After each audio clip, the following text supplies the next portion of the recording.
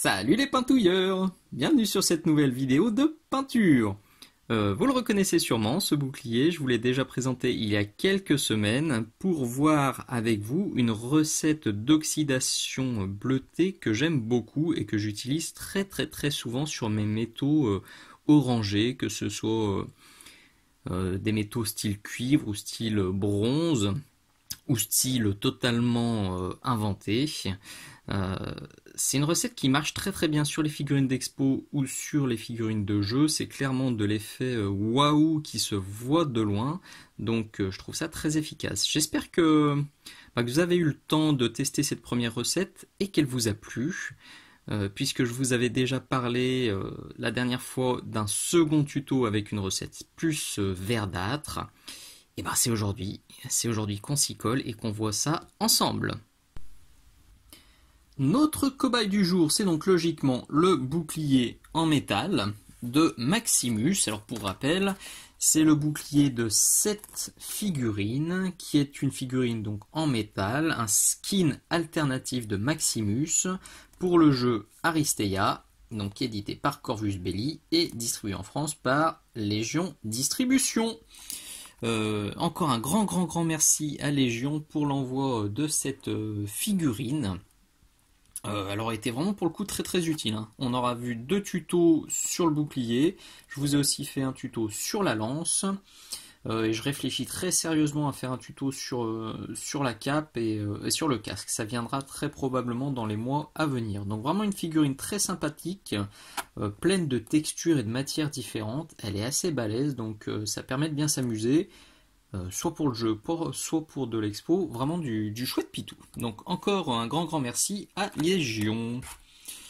Donc, vous vous en souvenez, peut-être, ou pas, on l'avait basé avec du Mournfang Brown, puis ombré avec du Strong Tone, pour arriver à cette première étape.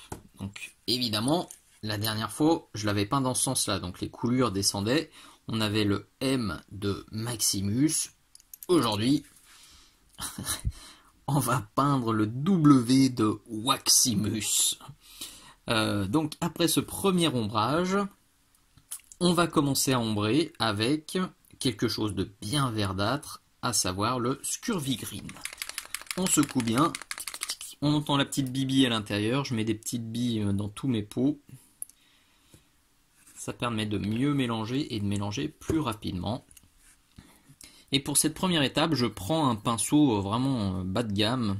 Parce que là, l'idée, ça va être de tartiner puissance 10 000. Je vais pas faire du précis. Je dilue, vous le voyez, j'y vais bien. Là, l'idée, ça va être de faire un glacis, un lavis, un glavis que je vais pousser dans les creux pour commencer à bien teinter la surface. Donc là, on y va, copieux. En essayant quand même de l'accumuler un peu. Si ça fait des auréoles, c'est pas grave. Bon, des petites auréoles, c'est pas grave. Si ça vous fait des auréoles de ouf, virez-les quand même. Voilà. Là, je vais diluer encore un peu. Et je vais commencer à traiter les arabesques.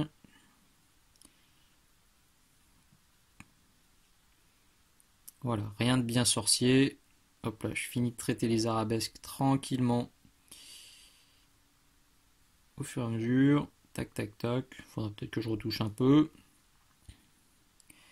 Là, je vais forcer un petit peu. Je commence à tapoter. Je commence à texturer.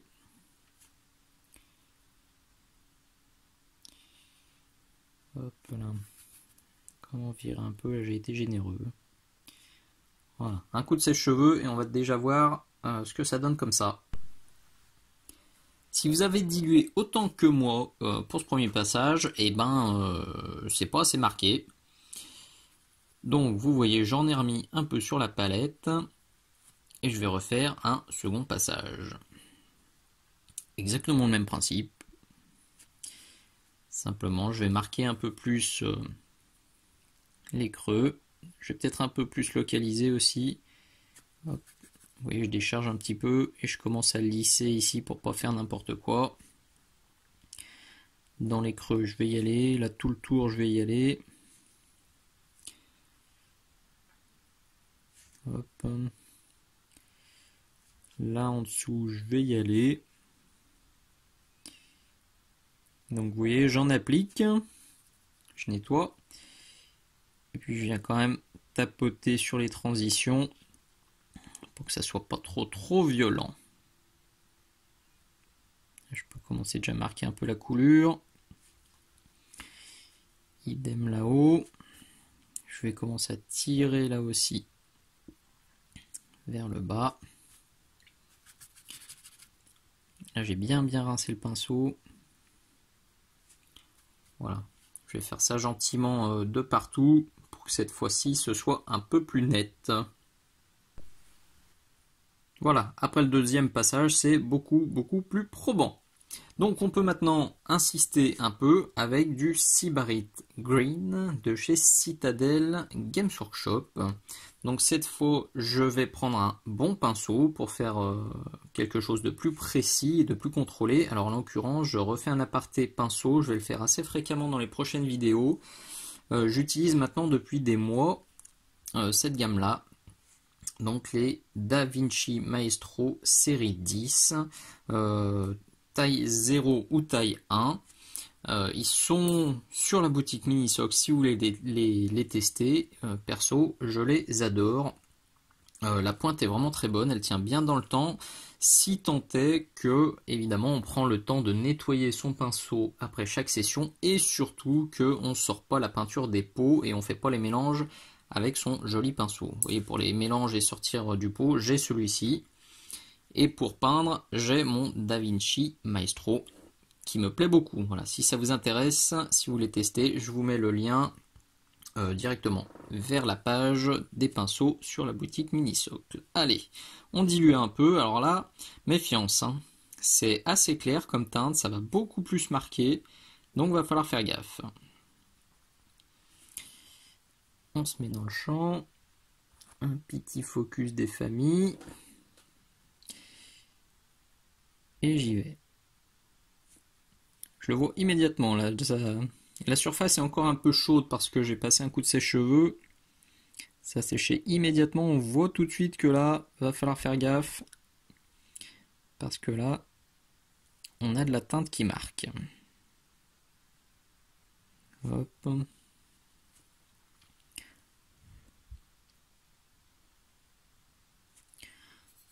Là, je viens de nettoyer totalement mon pinceau. Je vais remettre un peu d'eau, je vais rediluer un tout petit peu. Parce que je ne veux pas faire n'importe quoi. Je vais passer déjà un glacis comme ça, je nettoie. Et je l'accumule, comme avec la première étape, mais comme la peinture est beaucoup plus claire que la base, il faut y aller gentillet. Vous voyez, dès qu'on tourne, là quand je suis comme ça, on dit oh mais il fait rien, dès qu'on met comme ça, ouh, aïe aïe ouille les yeux. J'en enlève encore, je picotouille léger. Je vais m'occuper des arabesques. Marquer pour les arabesques. Je vais me prendre une petite goutte là. Et la diluer encore plus. Voilà, pour que ça aille tout seul dans les creux. Je pouic.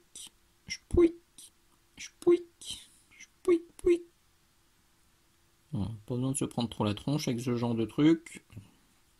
Ça se fait tout seul. Et en le faisant comme ça de manière un peu aléatoire, ça donne du cachet. Hein. Bon, j'aurais peut-être dû prendre un moins bon pinceau pour faire ça.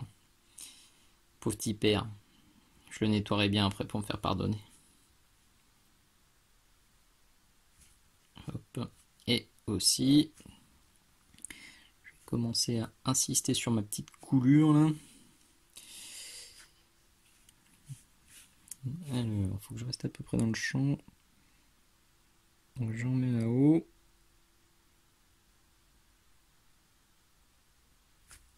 Hop. On la voit bien comme ça. On voit déjà que ce qui se dessine là, c'est totalement différent de ce que j'avais au-dessus. C'est le but. Ok, bon, vous voyez le principe, donc je vais faire ça de partout, jusqu'à ce que le résultat me convienne.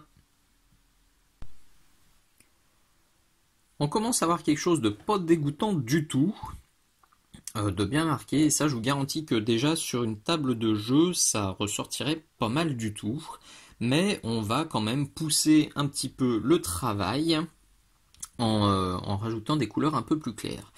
Alors normalement, quand j'utilise cette recette, je mets simplement de l'ivoire ou du blanc cassé dans mon Sybarite Green et je marque encore un peu plus les creux. Aujourd'hui, j'improvise, je vais suivre un de mes conseils, un des conseils que je donne très souvent dans mes vidéos, à savoir les méthodes, elles sont pas toujours, il faut pas imaginer les méthodes comme cloisonnées. Genre, j'ai une oxydation bleue et j'ai une oxydation verte. Euh, Ce qui est sympa dans la figurine, c'est qu'on a vraiment la possibilité de faire un petit peu ce qu'on veut. Quand on cherche pas quelque chose de très réaliste, on peut vraiment s'amuser.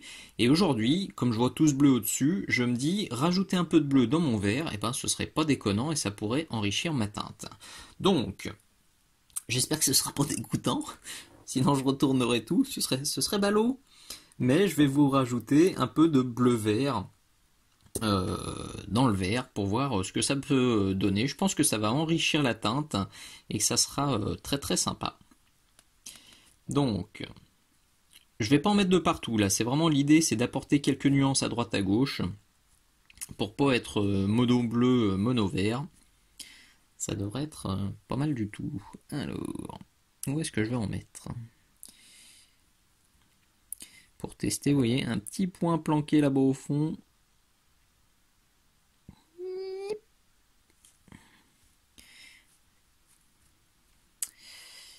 Alors, là. Ce bleu-vert, c'est vraiment une des teintes que j'adore. Si, c'est pareil, si je m'écoutais, j'en mettrais de partout, partout, partout. Pour nuancer du cuir, ça fonctionne très très bien. Pour rajouter sur les peaux un peu bizarroïdes, ça marche très très bien. C'est vraiment une teinte que j'adore. C'est à utiliser avec parcimonie parce que ça marque très très fort, mais dilué en glacis très léger. Vraiment, c'est une teinte qui marche du feu de Dieu. Donc là, je vais en teinter un peu. Voilà. Là, je rince un bon coup. J'en prends une petite gouttelinette que je dilue bien bien bien. Et je vais passer, hop là, un glacis. Pour que ce côté soit un peu plus bleuté que celui-ci, histoire d'avoir un truc pas totalement symétrique. Je trouve ça plutôt plus sympa. Allez, un petit coup là, un petit coup à droite, à gauche. Je tapotouille. Voilà, je m'amuse un petit peu. Alors pas de partout, hein, je le redis. L'idée c'est de nuancer un peu. Hop là. Et de se faire plaisir.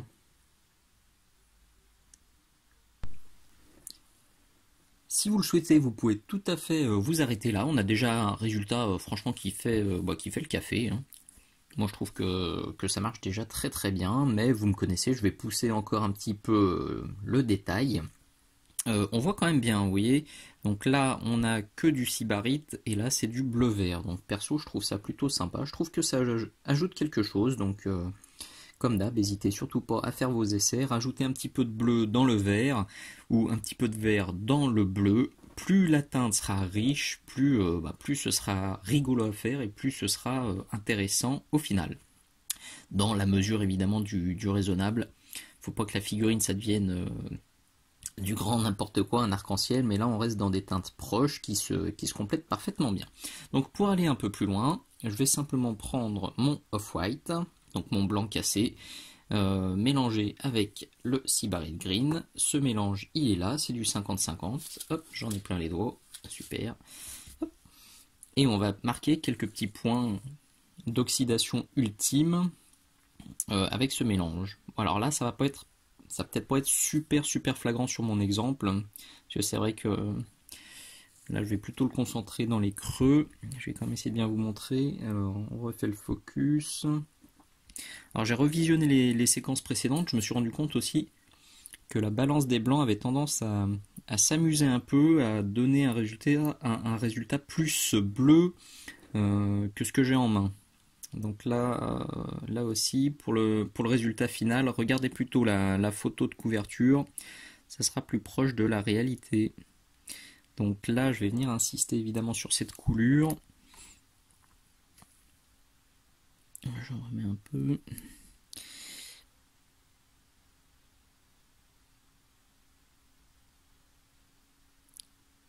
Hop. Voilà.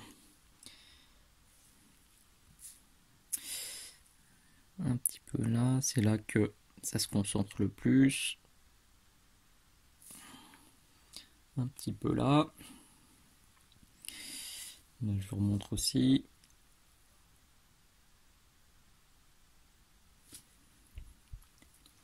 Vous l'avez compris, hein, cette fois c'est vraiment des toutes petites surfaces sur lesquelles il faut insister. Là où on veut vraiment mettre en valeur, bien faire ressortir. En l'occurrence, on imagine bien que c'est plutôt ici que l'humidité vient s'accumuler. Donc c'est plutôt ici que j'en mets. À peine dilué pour le coup. Et en mode tapotage. Parce que j'avoue que j'aime bien texturer mes oxydations.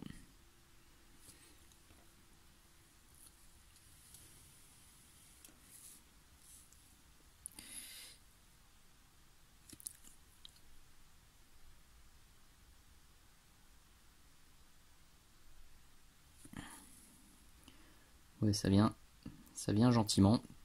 Bon, le risque là, c'est d'en faire trop, donc soyez pas trop gourmand non plus. On va déjà laisser sécher ça. J'en profite pour faire un peu à côté. Reprendre un peu les pointes.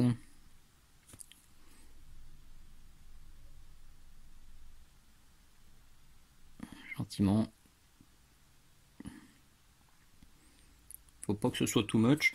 C'est un mélange qui est assez marquant, qui est peu dilué, mais j'en mets au final très peu dans mon pinceau. Donc c'est pour ça que ça fonctionne et que je peux me permettre de pas trop diluer. Il vaut mieux là mettre des points peu dilués mais bien précis, plutôt que de trop diluer et faire quelque chose de flou. Là l'idée c'est vraiment de faire un truc bien concentré, bien net. Voilà, donc ça je vais le faire ici. Évidemment je vais le faire de l'autre côté. Évidemment, vaut mieux vous le montrer. Alors, vous voyez là, je pense que c'était un peu trop bleu à l'écran encore. Enfin, à la caméra. Il faudra que je me penche là-dessus aussi. Pour fixer la balance. Qu'elle arrête de danser la Macarena.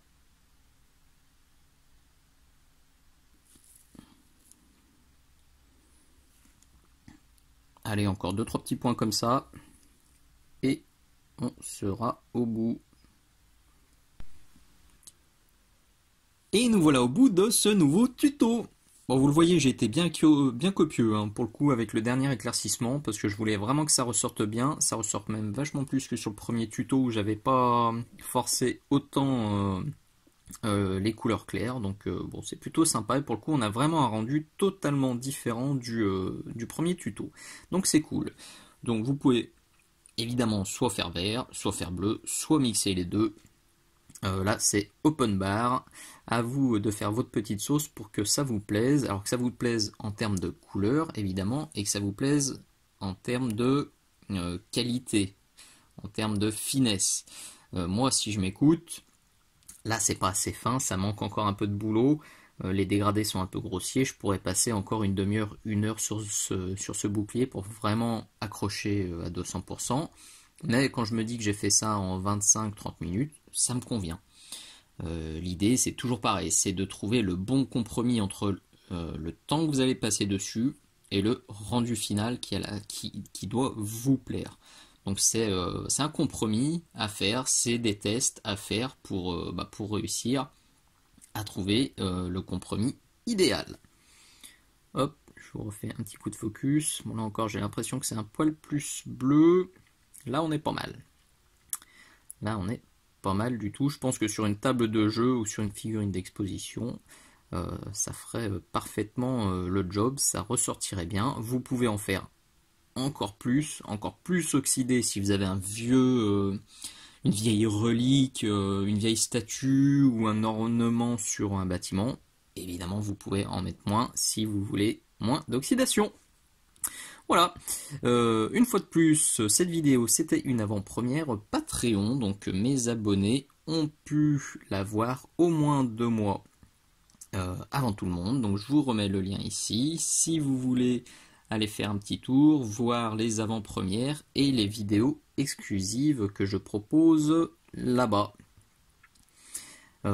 Et comme toujours, si cette vidéo vous a plu, n'hésitez surtout pas à mettre le petit pouce vers le haut qui fait plaisir, le petit commentaire sympatoche, le petit poutou, le petit encouragement. N'hésitez pas aussi à partager sur les réseaux sociaux ou sur les forums. C'est fait pour. Merci d'avoir regardé. Je vous dis à très bientôt. Ciao ciao.